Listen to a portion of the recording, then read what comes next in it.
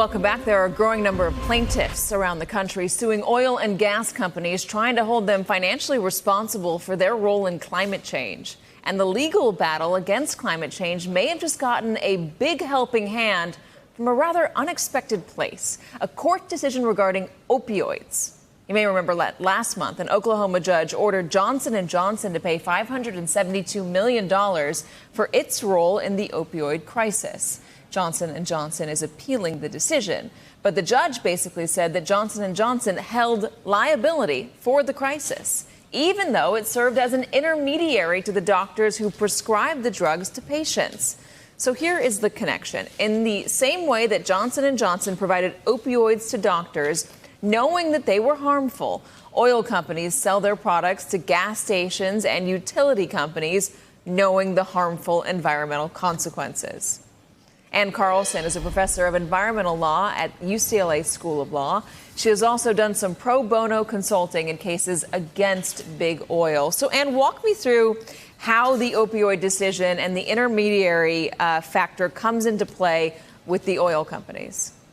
Sure, Katie. So to begin with, one thing that's important to note is that the opioid case took place in Oklahoma, which is hardly known for being a liberal state. It's one of the reddest states in the country. And yet the judge used what's called public nuisance law to hold Johnson & Johnson liable, even though Johnson & Johnson was not the principal pharmaceutical company actually prescribing the medication or selling it to doctors. Instead, they provide the narcotics that other companies use to put into their products. In the same way, cities and counties and the state of Rhode Island around the country are suing oil companies who extract oil out of the ground, refine it, and then sell it to utilities and gas stations. So there's a parallel in using public nuisance law in different states and also trying to hold an intermediary liable for knowingly selling a product that it knows causes harm. So it's a public nuisance to know that is climate change a public nuisance? Is that the argument? The negative effects of climate change? Yes, the argument that the cities and counties are making is that the oil companies sold a product that they knew was going to create harm. And that harm comes in the form of things like rising sea level, intense droughts, worse hurricanes, wildfires that are more severe than they would have otherwise been.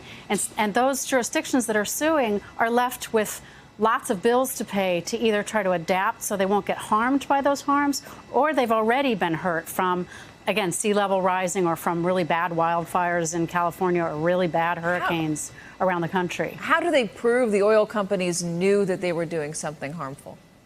So it turns out that the oil companies had their own research scientists in the 1960s and 70s who told the oil companies, based on their own research, that putting carbon dioxide into the atmosphere was going to cause climate change. They predicted it with kind of eerie accuracy, including predicting that there might be big hurricanes that were really similar to Hurricane Sandy off the New York coast, and including predicting with really amazing accuracy just how many parts per million of carbon dioxide would be in the atmosphere. But then they didn't take that knowledge and try to reform their behavior. Instead, they started to fund campaigns to try to confuse the American public about whether climate change was actually happening. They essentially funded a denialist campaign so that they wouldn't have to reduce their behavior, they wouldn't have to change their behavior to reduce the emissions that cause climate change. So that would presumably come out in discovery in any sort of lawsuit. Are the oil companies worried? Are they scared? The oil companies are fighting tooth and nail to try to get every one of these cases dismissed. And I think one reason, obviously, is that they don't want to have to pay the money. But I think a second reason is because they don't want their executives having to testify about what they knew, when they knew it, what they did about it. One other thing that's kind of remarkable is that as the oil companies were funding these campaigns of disinformation, they spent their own resources to fortify their own assets against what they knew was going to happen: sea level rise, storm surges. They raised their oil platforms in the North Sea, for example, knowing that climate change was occurring, but all the while funding these campaigns to try to persuade the American public that no climate change was occurring. How are they going to try and convince Congress to protect them, or are they going to try to do that?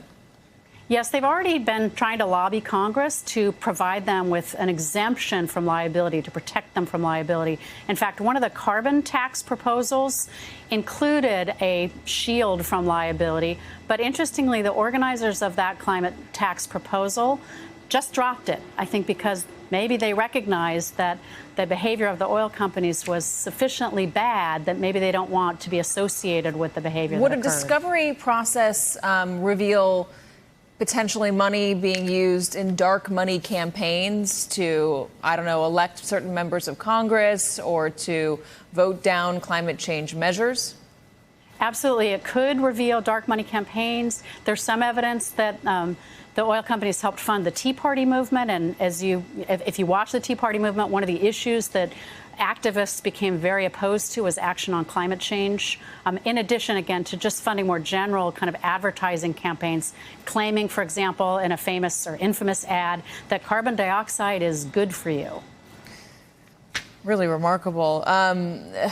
Public nuisance, is that going to be an easy argument to win in some of the redder states, in a place like Oklahoma? Well, to be clear, this is going to be a tough battle in all of the states where plaintiffs are suing. Right now, they're concentrated in coastal states because the evidence that climate change is occurring through sea level rise is really, really strong. And these are cases, they're novel cases, they're big cases.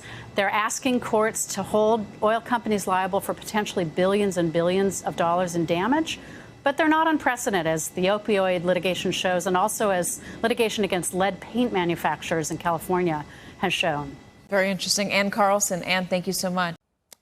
Hello, YouTubers. If you're watching this, it means you've checked out our channel, so thank you. Now do me a favor, subscribe by clicking on that button down there.